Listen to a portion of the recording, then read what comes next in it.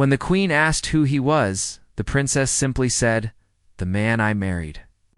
Captain Marcus Chen stood in the most beautiful room he had ever seen.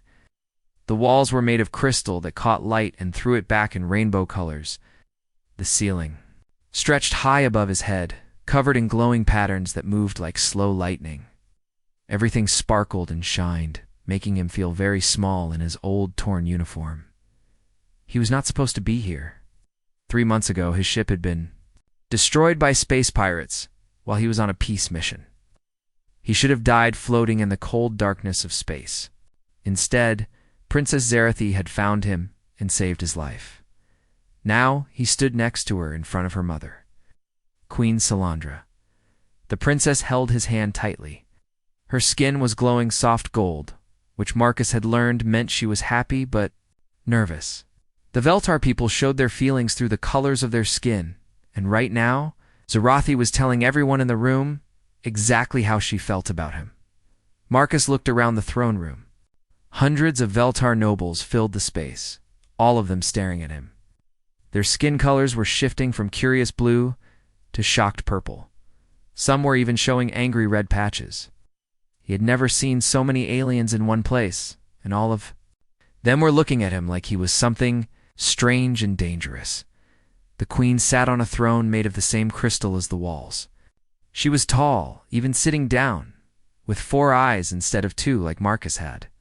Her skin was changing colors faster than anyone else's, purple, red, orange, and back to purple again. Marcus did not need to speak the Veltar language to know. She was not happy. "Mother," Princess Zarathi said, her voice clear and strong. "I want to introduce you to someone very important to me." Queen Salandra, S4 eyes focused on Marcus. When she spoke, her words came through a small device that turned her harmonic language into English. "This is the human survivor you told me about? The one from the destroyed ship?" "Yes," Zarathi replied, "but he is much more than that now." Marcus felt his heart beating fast. They had talked about this moment many times during their journey to the Veltar homeworld. Zarathi had warned him that her mother would not understand. The Veltar had strict rules about who could marry into the royal family. No alien had ever been accepted before. But Marcus loved Zarathi, and she loved him. During the 3 months he had spent recovering on her ship, they had shared stories about their different worlds. She had shown him the beautiful art of her people and taught him about their culture. He had told her about Earth, about human music and food and the way people laughed when they were happy, somewhere between learning each other's languages and fighting off. 2 more pirate attacks together, they had fallen in love. It was not something either of them had planned. It just happened, like the best things in life often do. "Who is this human?" Queen Salandra asked. Her skin was now showing dark red, which Marcus knew meant danger. "Why have you brought him?" "Before the royal court?" Princess Zarathi lifted her chin and looked directly at her mother. Her skin changed to bright, defiant gold. "When you ask who he is, I will give you a simple answer. This is the man I married." The reaction was immediate. Crystal room filled with the sound of shocked gasps. In the Veltar language, it sounded like hundreds of crystal bells breaking at once. Nobles began talking all at the same time. Their skin colors flashing so fast, it looked like a lightning storm. Queen Salandra stood up from her throne so quickly that Marcus took a step back. She was even taller than he had thought, nearly 8 feet high.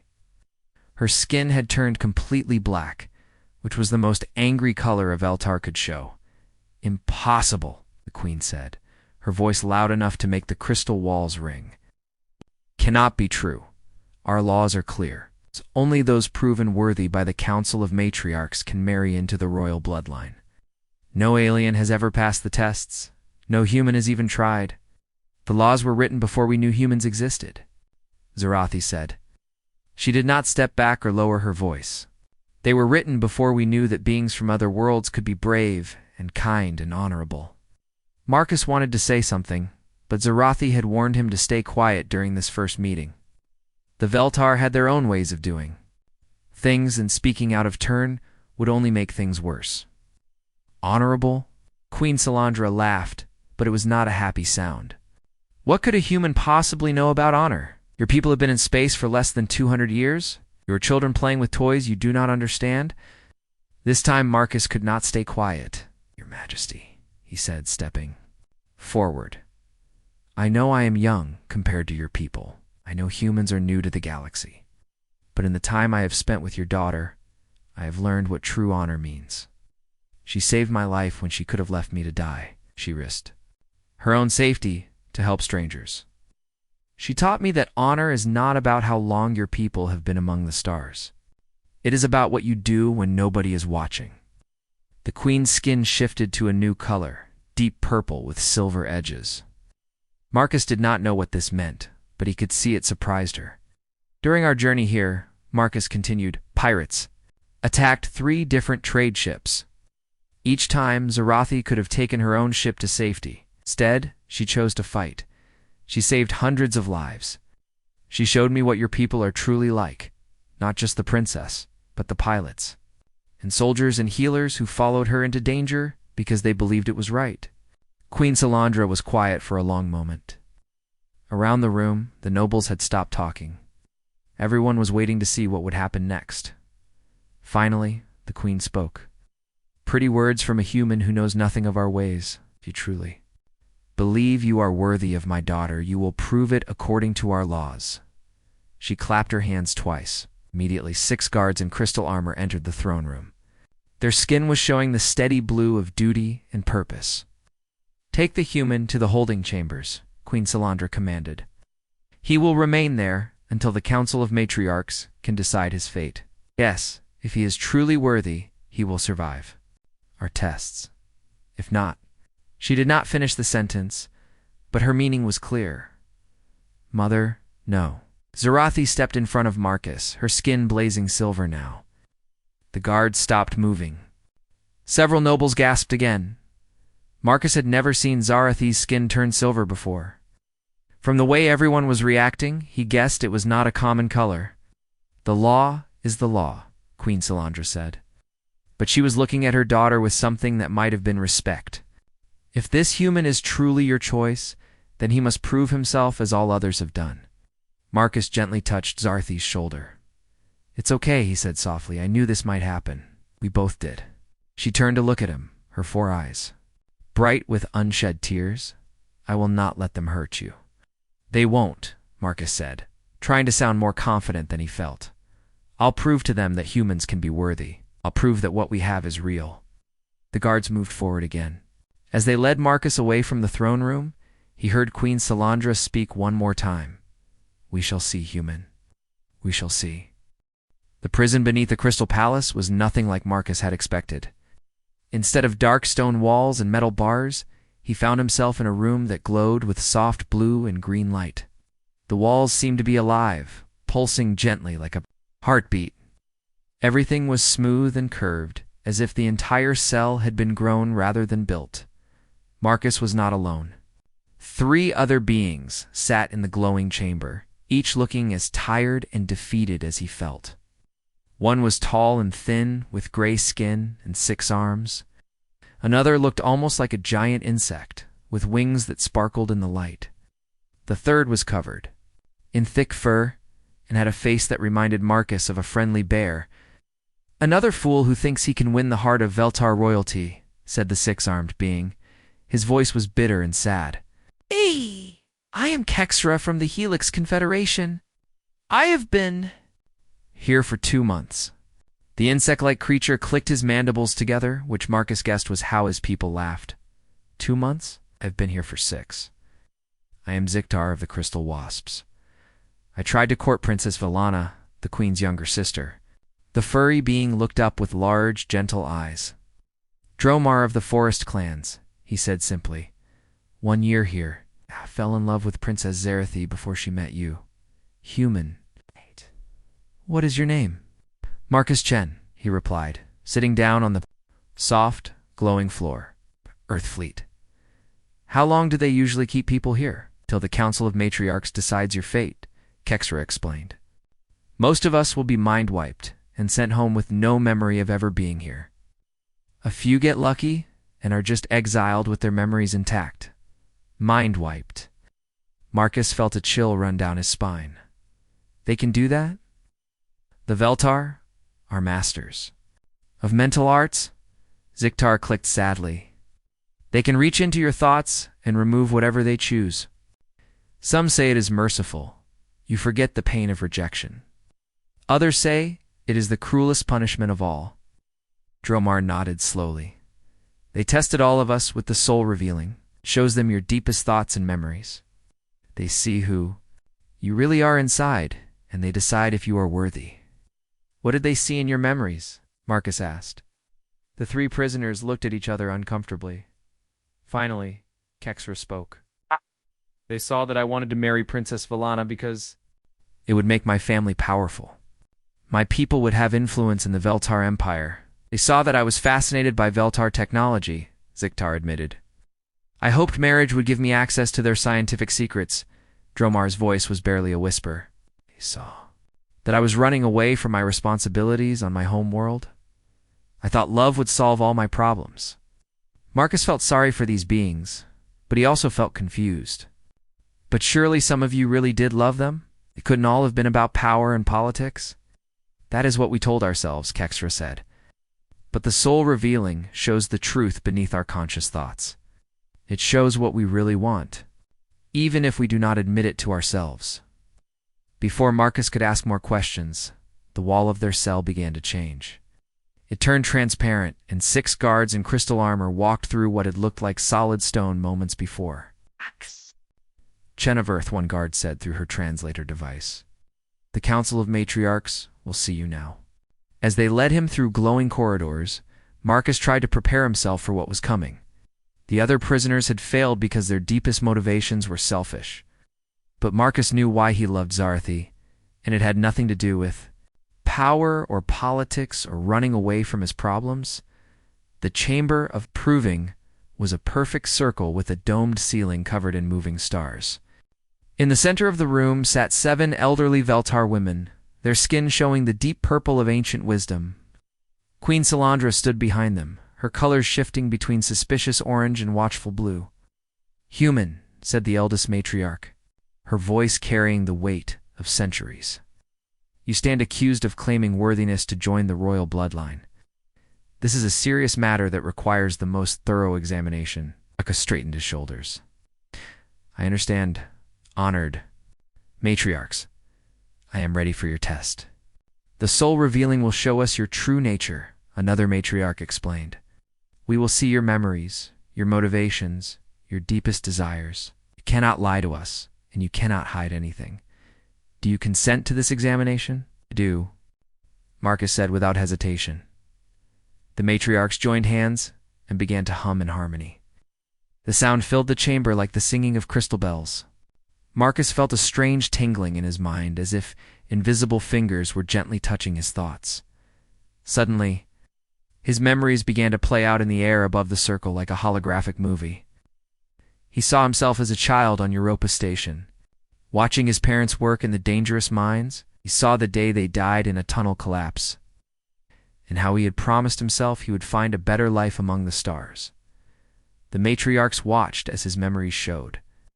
His years in military academy, studying not because he wanted power, but because he dreamed of exploring the galaxy. They saw him volunteering for dangerous missions, not for glory, but because someone had to take the risks. Then came the memory of his first meeting with Zarathi. The pirates had destroyed his ship, and he was floating unconscious in an escape pod when her vessel found him. The matriarchs watched as she personally cared for his injuries, refusing to let her medical staff handle such a lowly human. But Marcus did something unexpected. He opened more memories than they asked for. He showed them the moment he realized he loved the princess, not during one of their exciting adventures, but during a quiet evening when they were helping refugees. From a space disaster, Zarathi had spent hours treating injured civilians, her skin glowing the deep blue of pure compassion. She worked without stopping, even when she was exhausted because people needed help. When a child had cried in fear at seeing so many aliens, Zarathi had changed her skin to show pretty rainbow patterns that made the little one laugh. In that, moment, watching her care for beings who could give her nothing in return, Marcus had realized he loved her not because she was a princess, but because she was the kindest person he had ever met. The matriarch saw more memories, Marcus refusing, rewards for his heroic actions, giving his own food to hungry crew members, staying awake for days to help repair damaged ships. They saw him learning Veltar culture not to impress anyone, but because he genuinely wanted to understand Zarathi's people. Most shocking of all, they saw his memory of the marriage ceremony. It had been simple and private, performed by the ship's computer according to human law. Marcus had not cared about Veltar customs or royal approval. He had married Zarathi because he wanted to spend his life making her happy. Nothing more and nothing less. When the soul revealing ended, the chamber was completely silent. The 7 matriarchs looked at each other with expressions Marcus could not read. Queen Salandra's skin had turned white, which was a color he had never seen before. Finally, the eldest matriarch spoke. This is ... unprecedented. We have seen many minds over the centuries, but never one like this. What troubles you, honored ones? Marcus asked. You seek no advantage from this marriage, another matriarch said, sounding confused. No political gain, no access to our technology, no escape from your problems. You simply ... love her. Yes, Marcus said. Is that so strange? The matriarchs looked at each other again. In their long lives they had tested hundreds of suitors. All had shown some selfish motivation beneath their claims of love. But this human's mind was completely different. His love was pure, selfless, and genuine. We must discuss this, the eldest matriarch announced. You will return to your cell, while we deliberate. As the guards led Marcus away, he heard Queen Salandra speak to the council in their own language. He could not understand the words, but the tone sounded worried and confused.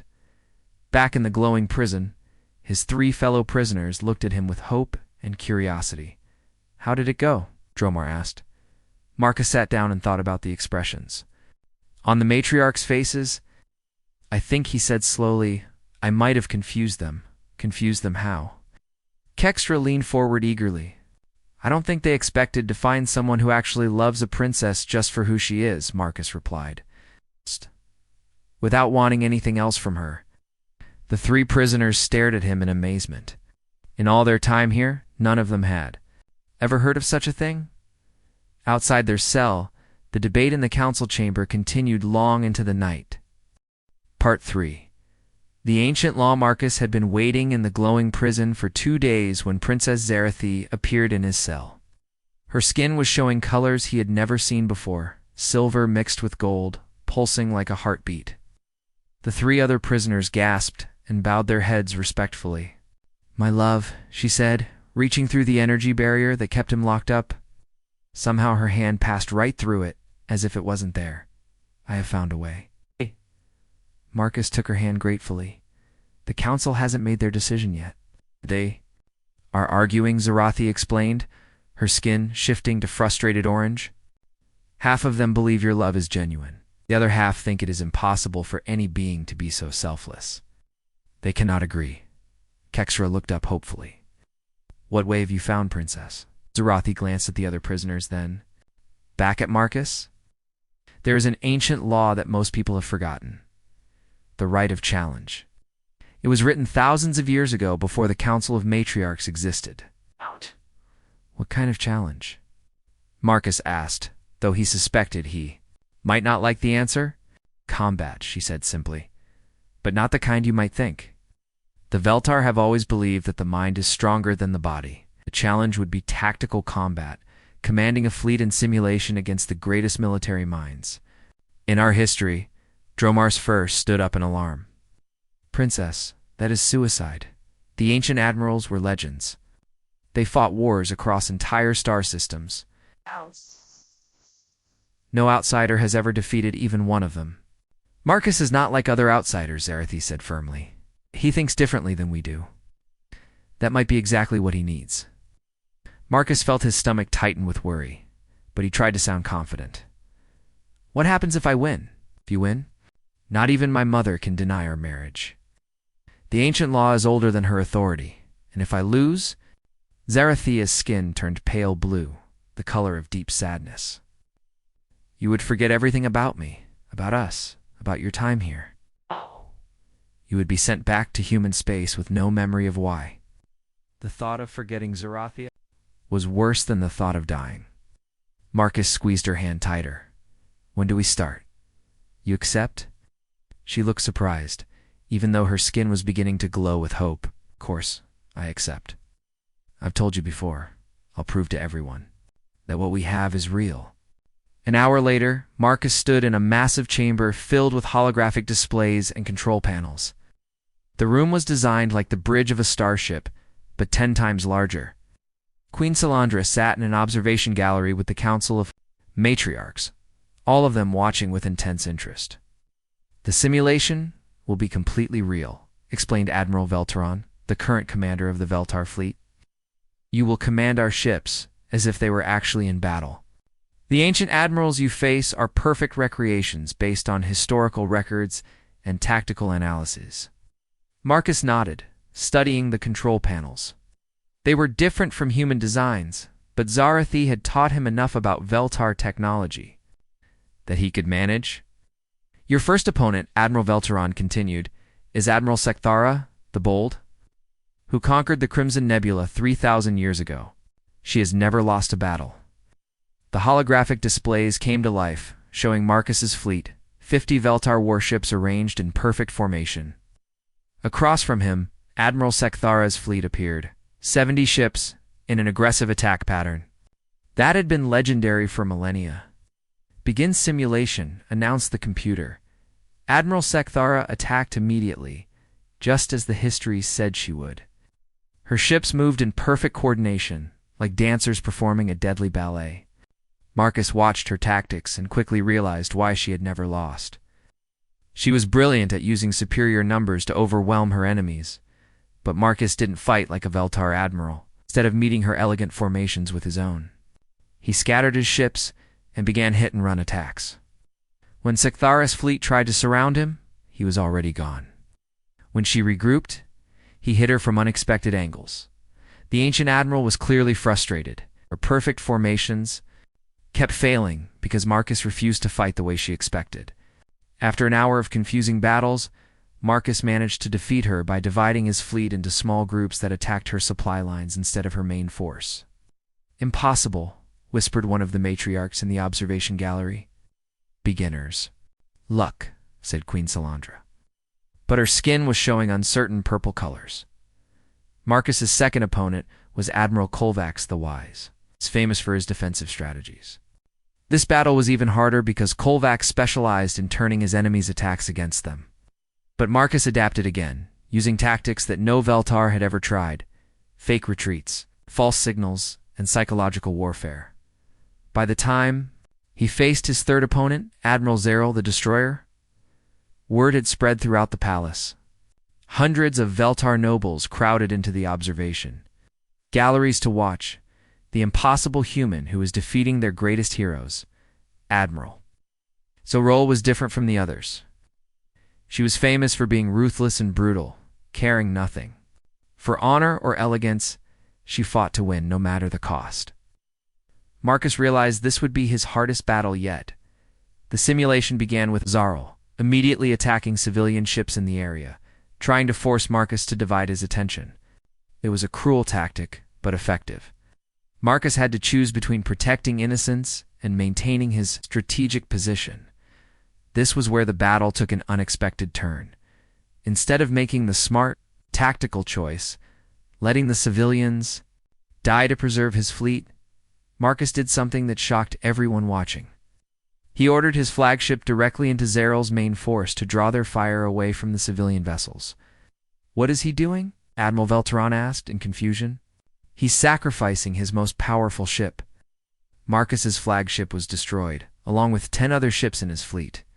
But while Zeril's forces were focused on that attack, Marcus's remaining ships successfully evacuated all the civilian transports. The simulation ended with Marcus's fleet scattered and badly damaged. By every tactical measurement, he had lost. Admiral Zeral's forces controlled the battlefield, but something strange was happening in the observation galleries. The Veltar nobles were talking excitedly, their skin colors shifting through amazement and confusion. Many were showing the deep blue of respect, which Marcus had never seen directed at him before. Queen Salandra stood up from her throne. The human has lost. Admiral Zarel clearly won the battle. Yes, said a new voice, but we did not win the war. Everyone turned to look at the holographic figure that had appeared in the center of the room. It was Admiral Zaral herself, or rather, the simulation's recreation of her consciousness. In 3,000 years of battle, the ancient admiral continued. I have never seen a commander willingly sacrifice victory to save lives. This human fought like no warrior I have ever faced. 2 more holographic figures appeared, Admirals Sekthara and Kolvax. He defeated us not because he was stronger, Admiral Sekthara admitted, but because he thought in ways we never considered. He showed mercy to defeated enemies, Admiral Kolvax added. He offered surrender terms even. While attacking, he fought to win, but also to preserve life.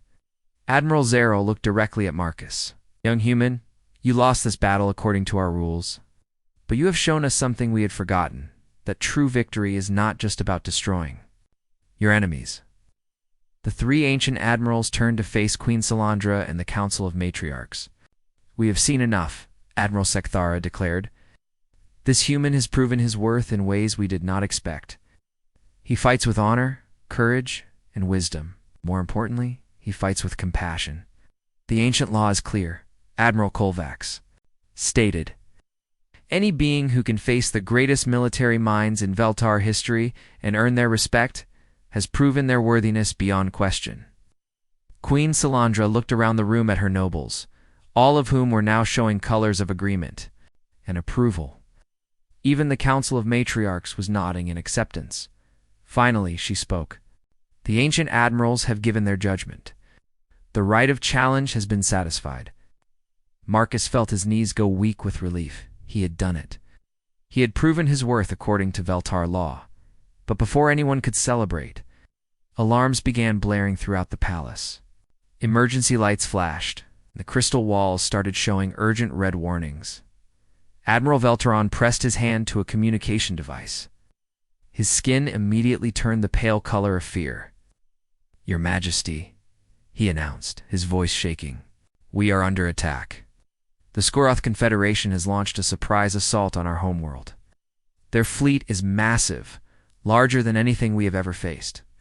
Through the chamber's windows, Marcus could see explosions lighting up the night sky as orbital defense stations were destroyed one by one. Queen Salandra's skin went completely white. How long until they reach the planet? 6 hours, Majesty? Maybe less. The Queen turned to look at Marcus, and for the first time since he had met her, he saw something like desperation in her 4 eyes. Human, she said quietly. You have just proven you can outthink our greatest military minds. We need you to do it again, but this time, the battle will be real. The war room beneath the Crystal Palace had become chaos. Veltar officers ran between glowing displays. Outplay their skin, flashing urgent colors as they tried to coordinate the defense of their homeworld. Admiral Veltaron stood at the center of it. All his skin, the pale white of complete panic. We've lost contact with Defense Station 7, one officer reported, her voice shaking. Station 4 is badly damaged and requesting permission to evacuate. Marcus watched the tactical displays.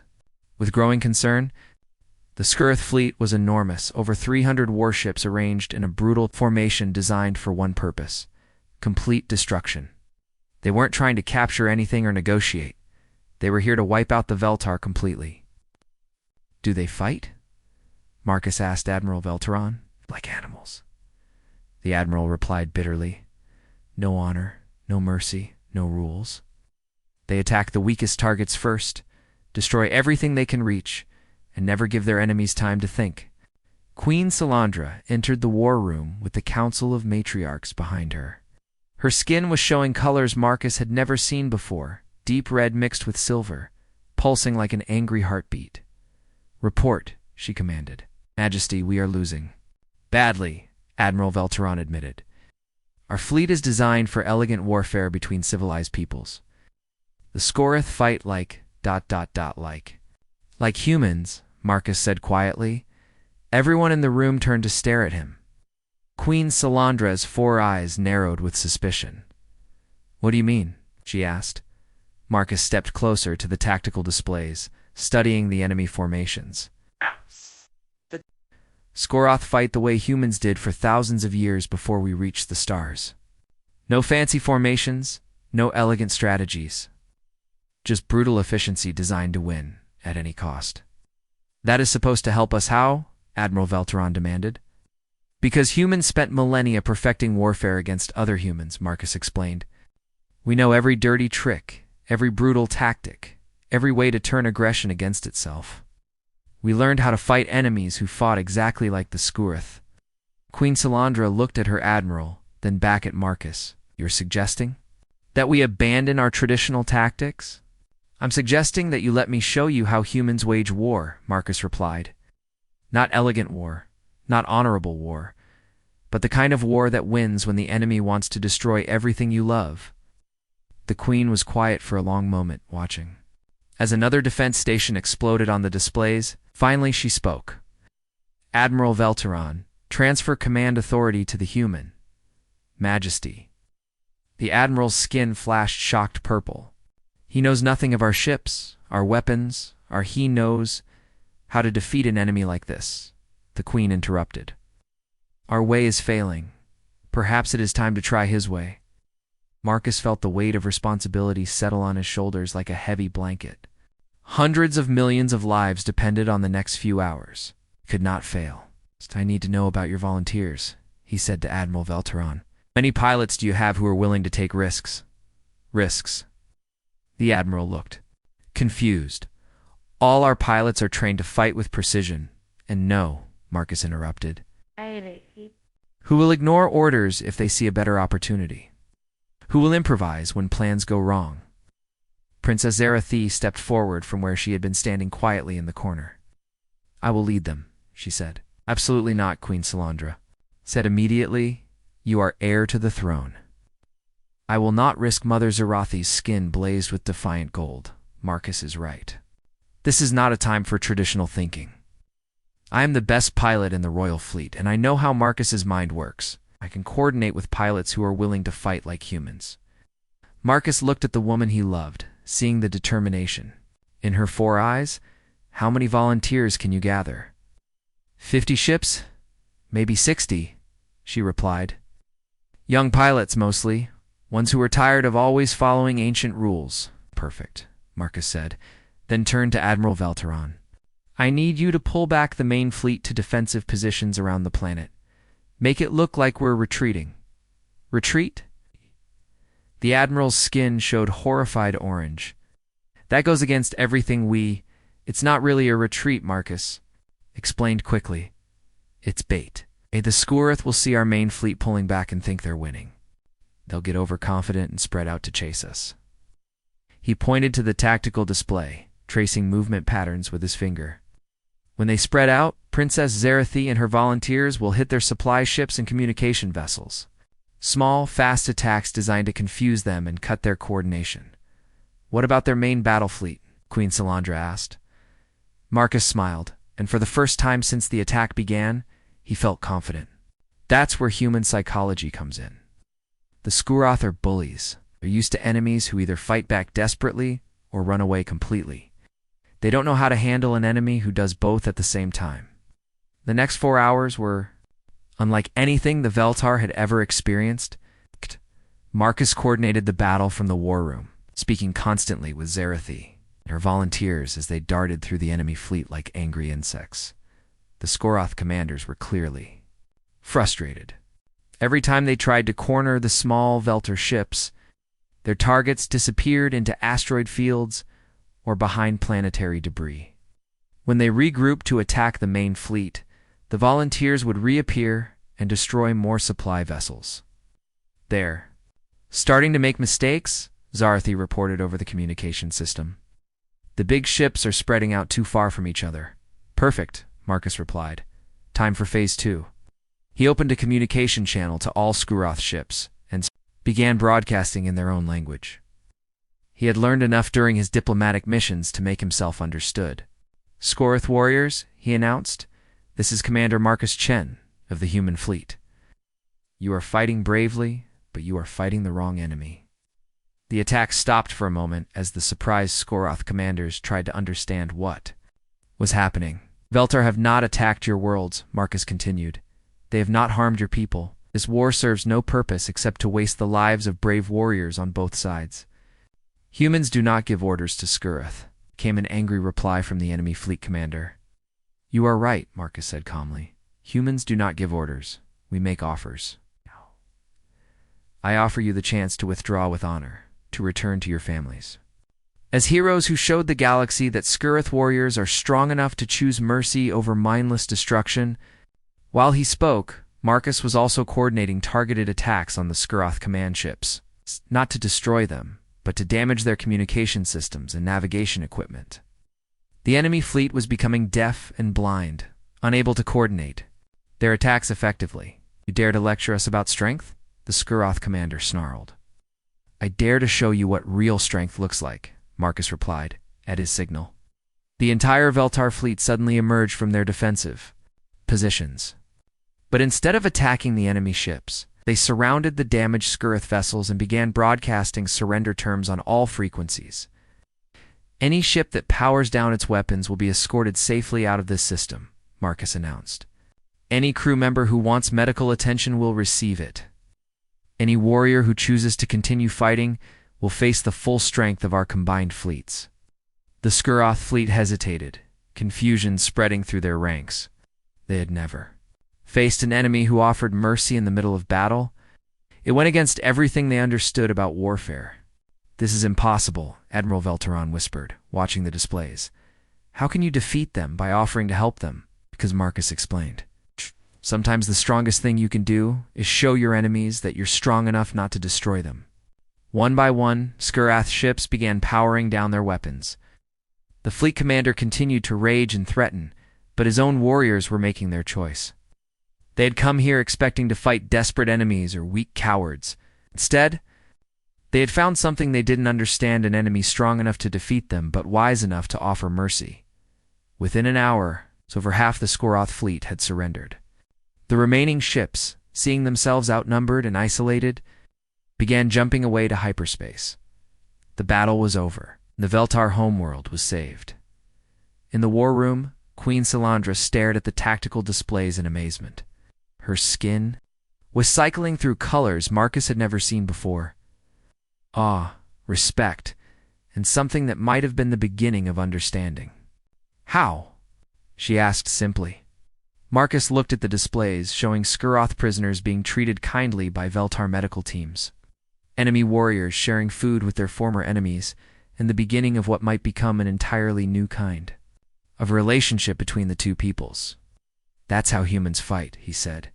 "We don't just try to defeat our enemies. We try to turn them into friends." Princess Zarathia's voice crackled over the communication system, filled with joy and pride. "Marcus, you did it. The planet is safe." But Marcus was already thinking about what came next. The real victory wouldn't be measured in ships destroyed or enemies defeated. It would be measured in whether today's battle could become tomorrow's. Peace. And for the first time since this whole adventure began, he felt truly hopeful about the future. 3 days after the battle, Marcus stood in the same crystal throne room where this whole adventure had started. The walls sparkled with new colors, and the air hummed with excited conversations in dozens of languages. Representatives from 20 different species had come to witness something that had never happened before in galactic history. Queen Salandra sat on her crystal throne, but her skin was no longer showing angry reds and suspicious purples. Instead, she glowed with the deep blue of respect and the gold of joy. The Council of Matriarchs sat beside her, all of them watching Marcus with expressions that had changed completely from their first meeting. "Captain Marcus Chen of Earth," the Queen announced, her voice carrying clearly through the translation devices. 3 months ago, you came to us as a stranger and a survivor. Today, you stand before us as the being who saved our world. The gathered representatives applauded in their various ways, some clapped hands, others clicked mandibles, and a few made musical humming sounds. Marcus felt his face grow warm with embarrassment. He had never liked being the center of attention. Princess Zarathi stood beside him, her skin radiating happiness in waves of silver and gold. She squeezed his hand gently, reminding him that he was not alone in this moment. "But saving our world was not your greatest achievement," Queen Salandra continued. "Your greatest achievement was showing us a new way to think about strength, about victory, and about what it means to be worthy." She gestured toward a group of Scorith warriors who stood at the side of the throne room. Their thick gray skin was marked with scars from countless battles, but their eyes showed curiosity instead of anger. "War leader Graktar of the Scorith. Confederation has asked to speak," the queen announced. The massive warrior stepped forward, his heavy footsteps echoing in the crystal chamber. When he spoke, his voice was like distant thunder. "Human Marcus," he said slowly, "in 300 battles, no enemy has ever shown mercy to Scorith warriors. You could have destroyed our ships, but instead you offered healing to our wounded, and safe passage to our survivors." Marcus nodded respectfully. "Your people fought bravely, war leader. Brave warriors deserve to return home to their families." Graktar made a sound that Marcus realized was scurrious laughter. "My young warriors did not understand this at first. They thought you were weak. But I am old, and I have seen many kinds of strength. Your mercy was stronger than our weapons." The war leader reached into his armor and pulled out a crystal pendant on a metal chain. "This is the Star of Courage, the highest honor our people can give. I offer it to you not as an enemy, but as a warrior who recognizes another warrior." Accepted the pendant with both hands, bowing his head in respect. Around the throne room, representatives from other species nodded their approval. He was witnessing something incredible, former enemies becoming allies through understanding. Instead of conquest, "There is more," Queen Salandra said, standing from her throne. "The Council of Matriarchs has made a decision that will change the future of our empire." She walked down the crystal steps until she stood directly in front of Marcus. Her 4 eyes looked into his too with an expression of deep sincerity. "Marcus Chen, we offer you the position of strategic advisor to the Veltar Empire. Your human way of thinking, your ability to see solutions where others see only problems, your gift for turning enemies into friends, these are exactly what our people need as we face an uncertain future among the stars." Marcus felt his heart skip a beat. This was far more than he had ever expected. "Your Majesty, I am honored, but I should discuss this with my superiors in Earthfleet." "Already done," interrupted a familiar voice. Marcus turned to see Admiral Sarah Wong of Earthfleet walking into the throne room, wearing her dress uniform and a big smile. Behind her came Ambassador Chen, no relation, despite the shared name, and 2 other human diplomats. "Admiral," Marcus saluted quickly, but Admiral Wang waved him to relax. "At ease, Captain, or should I say Strategic Advisor Chen?" She grinned. At his surprised expression, "The Earth Council has already approved your new position. In fact, they're quite excited about it. You'll be the first human to hold an official position in an alien government." Ambassador Chen stepped forward with a formal document. "The Veltar Empire and Earth have just signed our first formal alliance treaty. Princess Zarathi and Queen Salandra were very persuasive negotiators." Zarathi's skin sparkled with mischievous gold colors. "I may have mentioned that refusing to work with humans would be very disappointing to their new strategic advisor." The throne room filled with laughter from multiple species. Marcus realized that he was watching the birth of something entirely new, not just an alliance between Earth and the Veltar, but the beginning of a true galactic community based on friendship instead of fear. But first, Queen Salandra announced, "We have a wedding to celebrate." The ceremony that followed was unlike anything the galaxy had ever seen. The crystal throne room was transformed into a garden of light, with holographic flowers from dozens of worlds creating a rainbow of colors and scents. Representatives from every major species attended, each bringing their own traditions to honor the union. Marcus wore a simple Earthfleet dress uniform, while Zarathi wore the traditional crystal robes of Veltar royalty. But the most beautiful thing about her was her skin, which cycled slowly through every color of joy and love in the Veltar. Spectrum, the ceremony included elements from both human and Veltar traditions.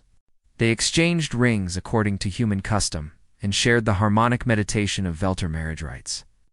But the most moving moment came when representatives from other species began adding their own blessings. War leader Graktar offered the Skurith blessing of strong children and stronger friendship.